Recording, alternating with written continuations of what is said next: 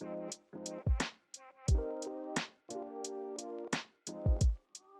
everybody, welcome back to the Ministry Misfits podcast. And today we have a special podcast because finally Brandon Simmons is joining me. Brandon, That's right. How's it going? Hey, good morning, Andrew. It's going great. Glad to be on my first show here this morning. Official show. Official show.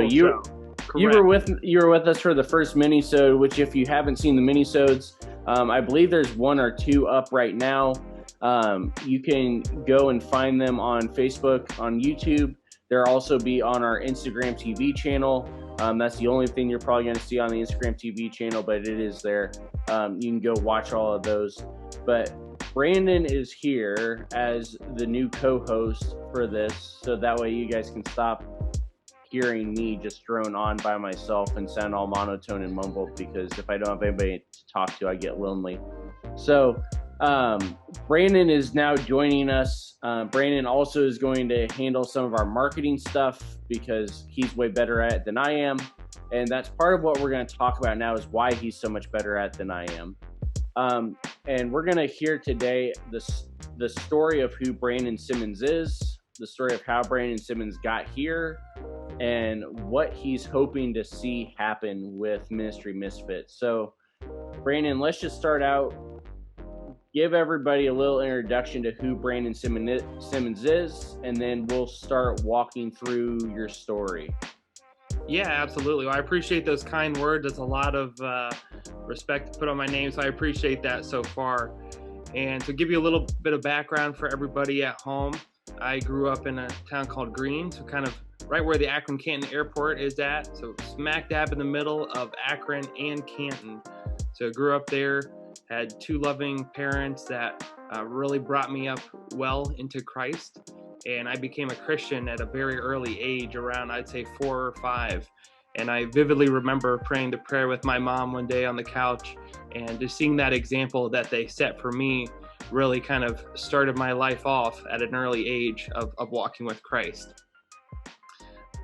Yeah, so, this is one of those things that we've talked about a lot with Greg. We've talked about a lot with Chalmer from Fatherhood Fries, as well as this idea of, the family aspect of discipleship and of ministry. And so you're talking here, your mom and dad both, but your mom especially, were very big examples for you.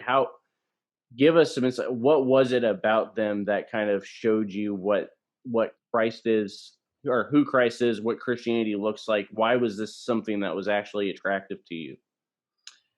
Yeah, I mean, I can't specifically think back to when I was a little kid to remember if I had that light bulb moment specifically. But looking back throughout my life, I do remember specific examples of just watching my parents and the way that they lived life that seemed different, and just different values that they bestowed upon me. One of which at an early age was tithing, believe it or not. I still remember having one of those little coin purse type things that had some sort of scripture on it as a kid, and putting my pennies, nickels, and dimes, maybe even a quarter, depending upon if I was lucky enough to have a quarter. That's right. And just bringing that to church on Sunday and having that be my first time of actually tithing. And that small example, even as a kid, to when I first got my high school job, to when I was actually tithing money, has continued to trickle down into life today. And so that's even just been one thing that's established throughout my life. And also watching my dad too, just have a passion for kind of taking care of widows somewhat, whether that was some of our neighbors or even women from church, and watching how he would go over there and help mow the lawn, or even just share a meal or something. That was something else too that I didn't always pick up on in the moment, but then kind of looking back, I realized that they were setting that example early on. Now that's an interesting thing.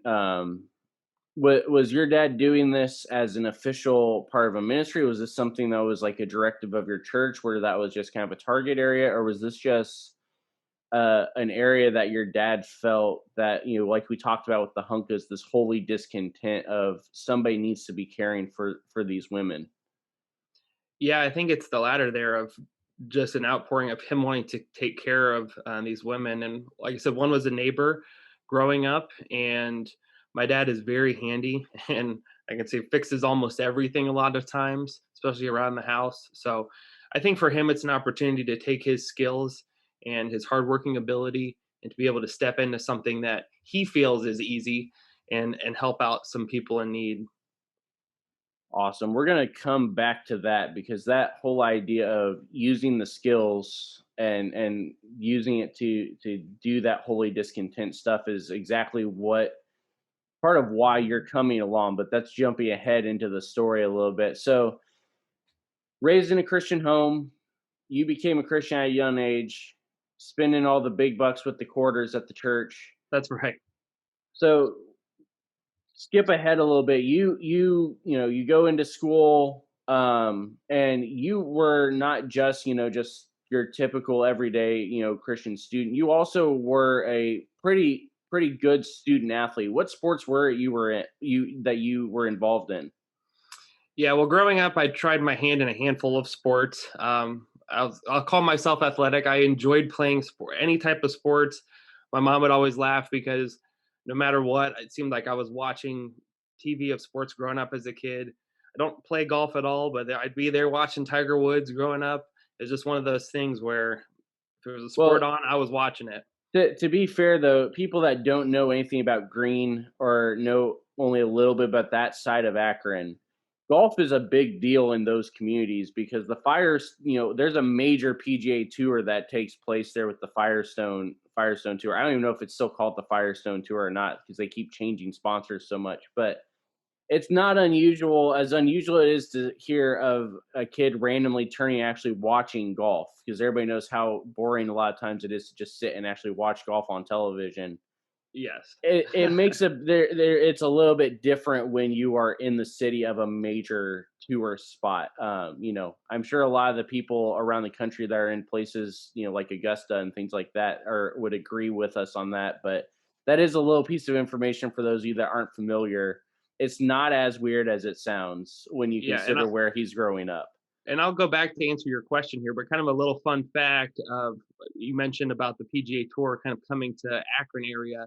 I actually got to serve Rory McIlroy and his dad and his friends dinner when I worked at TGI Fridays. So Nice. all the local golfers would always come in.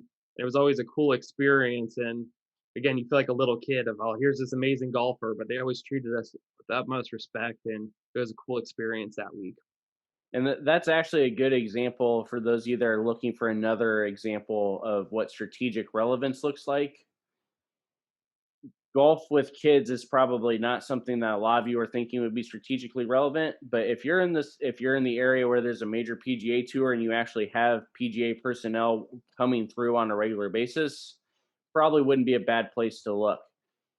But to So answer yeah, your original question, yeah, about playing sports and everything. So I did not play golf. That is not me at all.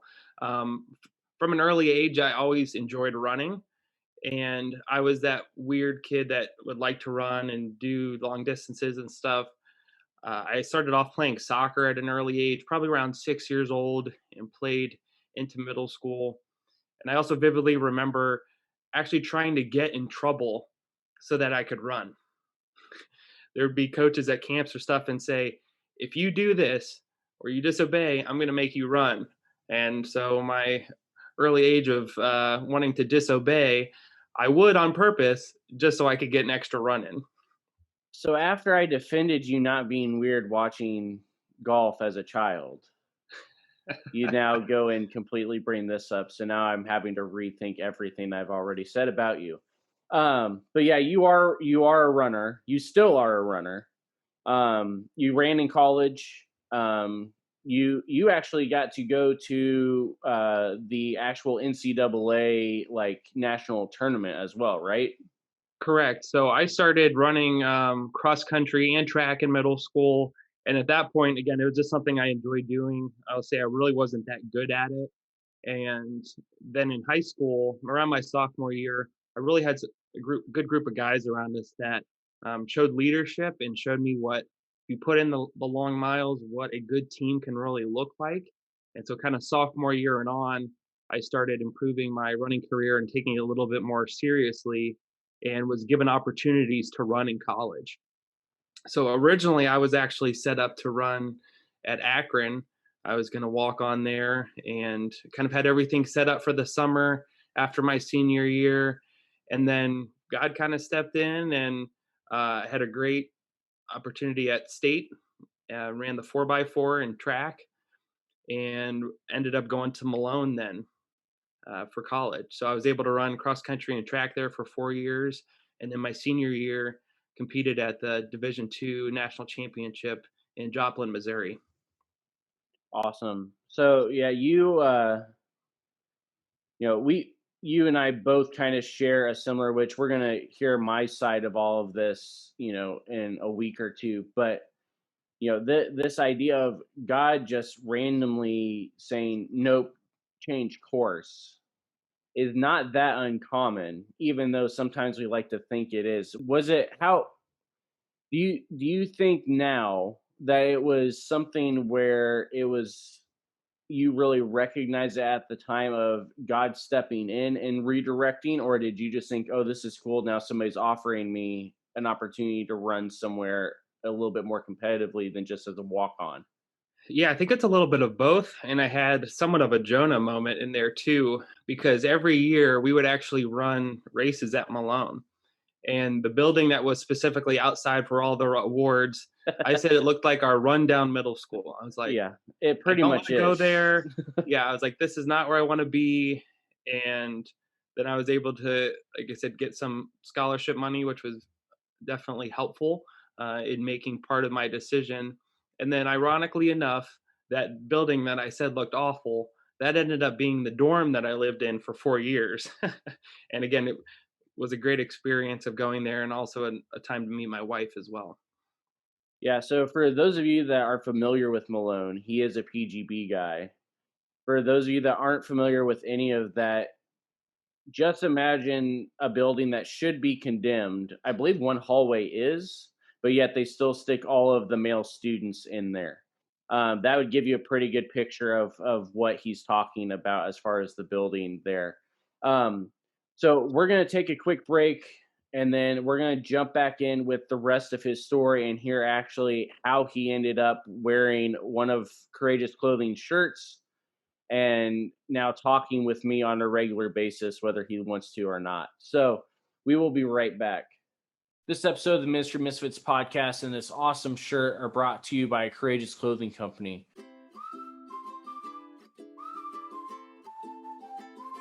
Courageous Clothing Company is a Christian family-owned business that specializes in custom designs that they create, as well as bulk screen printing of your custom designs as well. When you buy from Courageous Clothing Company, you're not just buying an awesome shirt, you also are helping spread the gospel across the world through the missions that they support, such as this here with Ministry Misfits, as well as with their own designs that have Christian-themed messages, sharing the gospel in an awesome and relevant way, or as we say within CSRM and Ministry Misfits, strategically relevant evangelism. Check out their entire line at courageousclothingcompany.com.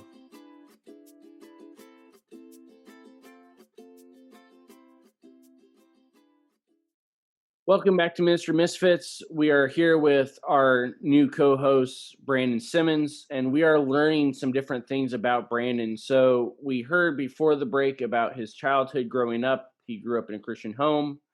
He became a Christian at an early age, that his parents modeled what all this looked like. We even heard that his dad had this, the holy discontent that we talk about towards the widows in his community. And so he was very active taking care of them in a non-official ministry capacity. We talked with Brandon about his athletic career, about his running. And so we ended with him there at Malone. You've got a running scholarship. You've met Emily at this point, I'm assuming. And what happens next? You guys get married, obviously, and you guys graduate. And so where do you go now? Yeah, I mean, I feel like there's always this pressure that's put on students specifically, and even early adolescents, that you have to have your life kind of figured out as soon as you graduate from college. And so there's a lot of big pressure behind that. I decided throughout my 4 years I was going to pursue a degree in business administration. One of the best things about that is you can do whatever you want.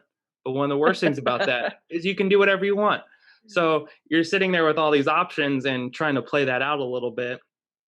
So my senior year, I was also working part-time at a hardware store as well and doing some sales and stuff within there. So kind of playing into some of my business side of the degree. So graduated, um, went full-time out in Worcester and kind of took an opportunity there. And that was even a quick opportunity where God kind of shut that door and had a lot of reliance on him. And locked you inside. Yeah. No, before kind of, yeah, moving to my previous job where I was at for about 4.5 years. So then also in between that, kind of waited till I got that first full-time paycheck and then proposed to my now wife, Emily. And then we got married about a year later. Yeah. And so you spent quite a while at, I know you were probably trying to avoid saying it because we're not getting paid, but I'll say anyway, at P. Graham Dunn, which most people in the Christian world at least know a little bit about it, or somewhere in your church building, probably there's something where if you looked on the back, that would be where the stamp is at. You spent a good amount of time there, but one thing that I kind of find interesting, we'll see if you can speak into this a little bit, is that you went for your MBA, or not MBA, you went for your bachelor's in business administration, but that the first place you went for work was in a hardware type setting at a hardware store just to work your way through school. And then as soon as you get out, the first place you go is P. Graham Dunn, which is not a hardware store, but it's definitely a craftsman type atmosphere. Do you think that any of that may have been influenced a little bit from the fact that the one of the first real areas of ministry that you saw in a real setting that you remember is the fact your dad as the craftsman? I never thought of it that way. It's a good spin on thinking about it that way, of the craftsman side that my dad was able to step into and is still very handy at. But honestly, I think it was God stepping in. And I never heard of P. Graham Dunn before. I had driven by on Route 30 and seen the beautiful building with the pond and everything outside. That looks completely out of place when you're in Amish country. But Exactly. Yeah, it's a very nice building. And so I applied for a position there, actually originally in marketing. Didn't get that, and they opened up a sales position for me. And yeah, the whole company just felt like family. And as you mentioned, for those that don't know, P. Graham Dunn is one of the leading home decor and gift companies, and they're a domestic manufacturer in the heart of Amish country. So kind of breaking a lot of the molds of what a traditional manufacturer actually looks like, and then also carrying those Christian values in a company too. yeah. So you spent how many years there? Did you say 4 or 5? Yeah, it's about 4.5 years. And then we enter the pandemic of 2020, which is where you and I actually kind of officially connect, even though Yep. you and I had kind of seen each other here and there around church. You and Emily were a part. Well, actually, we need to clarify. Our wives were already a part of a small group, That is and true. then when the They're the mold. pandemic, yes, and then when the pandemic hit, Corey and Rachel, who you saw a few weeks ago, decided, well, just add the husbands in with that huddle, and then that way they have the entire family has a Bible study. And so the guys entered, and the girls did not like it too much, but we're now a part of the same small group. That's right. A year later. But walk us through, because part of your role at P. Graham Dunn was not just as a salesman. You also still were kind of doing a lot of your marketing stuff, because you've talked a lot about the fact that you were the guy that we're going to events and sitting at the tables, talking with vendors, talking with people. When 2020 hits and now all travel is now grounded, what does that do for you as far as your mindset, as far as work is concerned? Yeah, so as you mentioned initially, I was traveling about once a month, if not more, to either regional trade shows, or we had permanent trade shows set up in Dallas, Atlanta, and Las Vegas. So we'd actually stage and planogram like the home decor, and meet with like prospective retailers or retailers that are already purchasing from us. And that could be like your mom and pop shops. It's like a Hobby Lobby, TJ Maxx. So you could be working with a handful of people coming in there. And that's really how we decided to scale the business, was the more we put our name out there and see people and build those relationships, the more that we can further grow. So when the pandemic hit, it really shook up that whole dynamic. And with everybody, it was a whole learning curve of, okay, we still need to produce sales, we still need to try to build business. A lot of companies are forecasting out in advance. Hmm. So how do we do Zoom meetings and show product and show it to scale? And so we even did stuff like virtual meetings where you and I might be on a call very similar to this with Zoom and be scanning product that was behind us as a way to shop. So even though we weren't meeting, or I wasn't traveling as much, it still was different responsibilities on kind of how we shifted and changed to meet that customer. And then halfway through the pandemic, you're finally kind of getting back to a normal work schedule, and God starts messing with you a little bit. What get start walking us through this, because this is where you and I actually sort of fully actually started developing some of a relationship together, was right at the start of when God started messing with you. Yeah, so Emily and I had been praying before of, I don't know, just feeling like our lives could be for something greater than just ourselves and kind of the daily normal 9 to 5 type job. And so I don't know, we were kind of praying into that a little bit. And we were thinking, all right, this might be 5 years down the road where, or 10 years down the road, something might change. And we both see ourselves somewhere differently.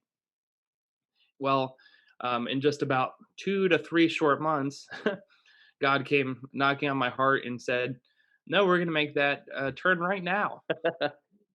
So it became a time where I did actually feel a little bit of anxiety from partially my workload a little bit, but I think that was also the stirring of some of the change that needed to happen in my life. And I was ultimately feeling like I was supposed to step down from my position and kind of take a step back and take some time to rest and regather. And that's what the phase I'm at now. And then kind of trying to figure out what's next in life as far as a career, whether that is ministry or potentially working with youth, or honestly just helping the local Canton community is something I'm passionate about.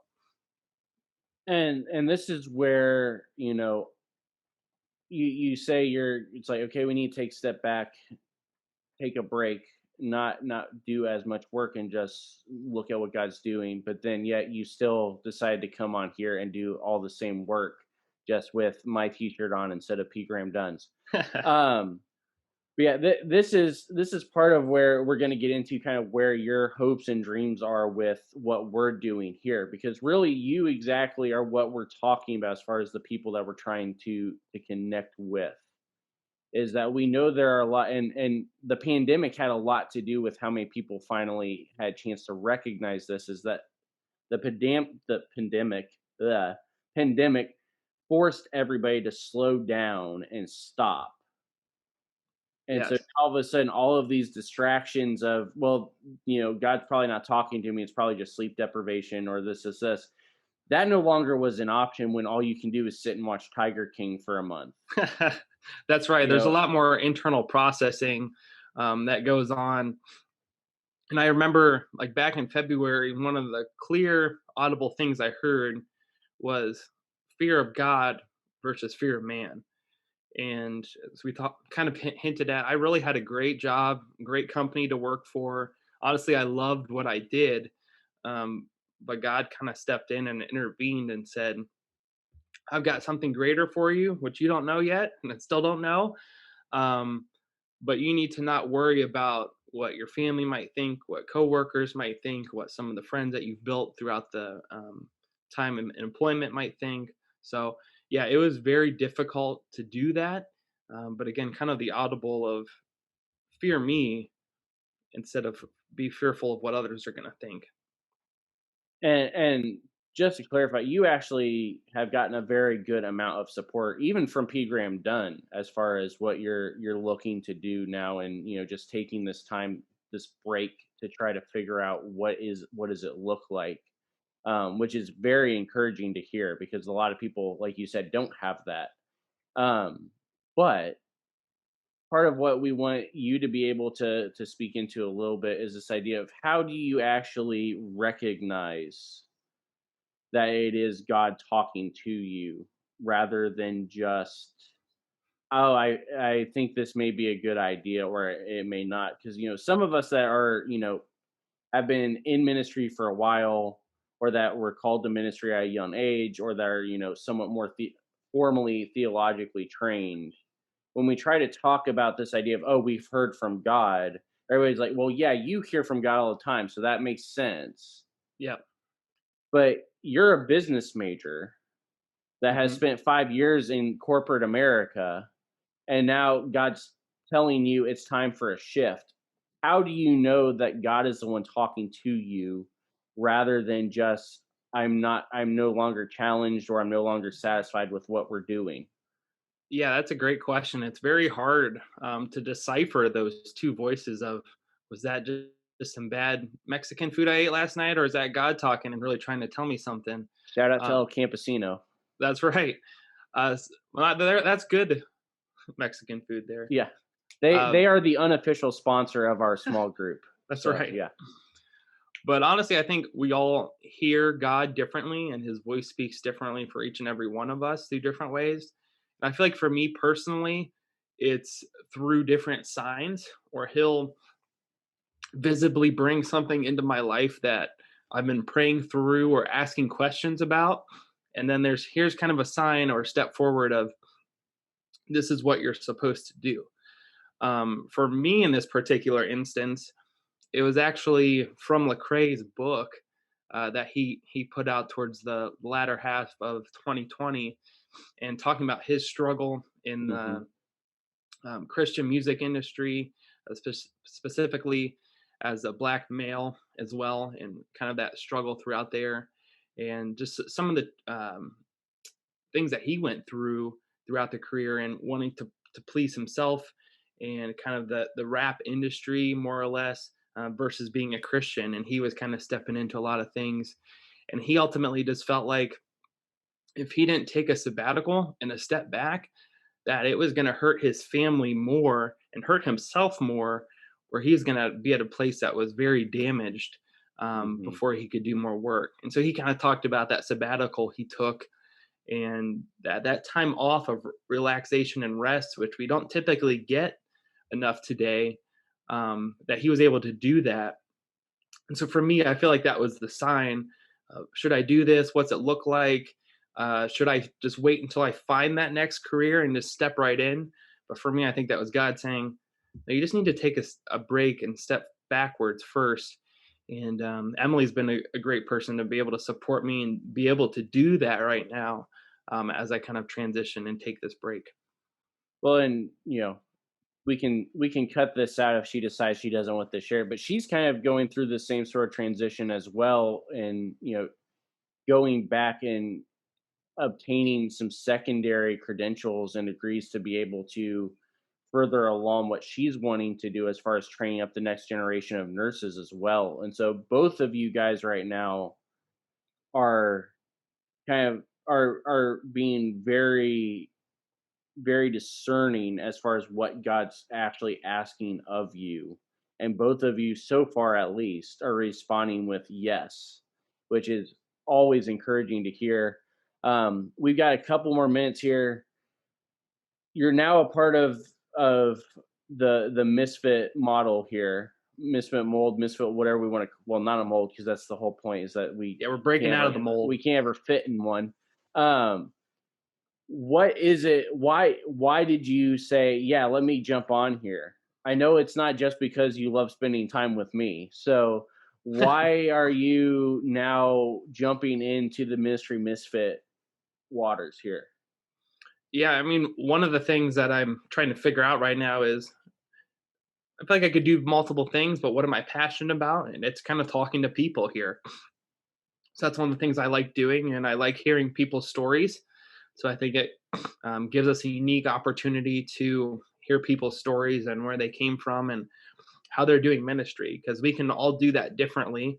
And I definitely think that whether you've got that 9 to 5, or whether you're a pastor, or whether you're doing a podcast, you can still be a minister in those different ways. It just looks differently. So I'm just excited to talk to more people like you've already interviewed, and just hear their stories and kind of what they're doing and being the hands and feet already out there.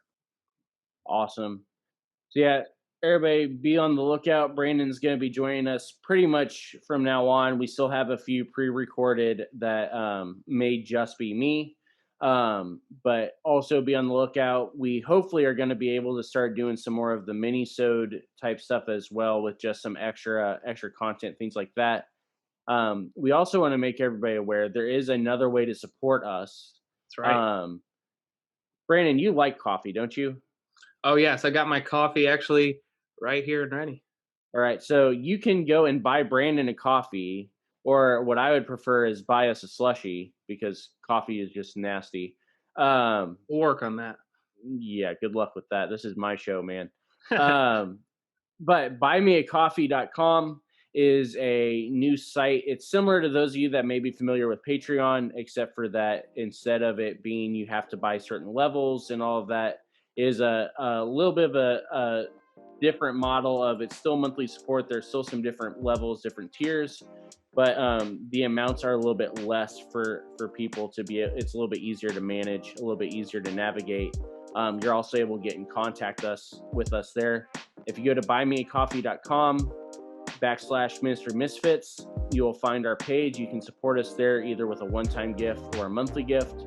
You can also still subscribe or still sponsor us through anchor.fm/Ministry Misfits/support. There you can also do monthly gifts or a one-time. If you would rather do all of this with an FO1c3 credit, if you go to csrm.org/donate and then click on the donate button again, then select Andrew Fouts from the drop-down menu, you will be able to give there for an FO1c3 credit. That money will not just go to support Ministry Misfits, but it'll also go to support the work CSRM is doing internationally as well. So, Brandon, welcome to the team. Hopefully I don't scare you off. And for all of you listening, let us know what you think of Brandon. Say hi to him in the comments. He'll be around. Go check out our different stuff. You can also check out our website, which we still have not gotten the domain name thing figured out yet, so it's still a little long. So you can go to our Facebook page, our Twitter page, Instagram, TikTok, all of those, and you can find the website information there. And we will talk to you all next week.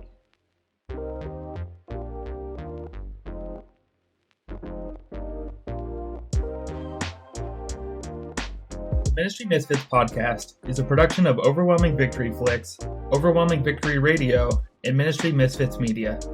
Dr. Greg Linville and Andrew Fouts are our executive producers, and Brandon Simmons is associate producer. Our music is provided by Morning Light Music and is titled Rain.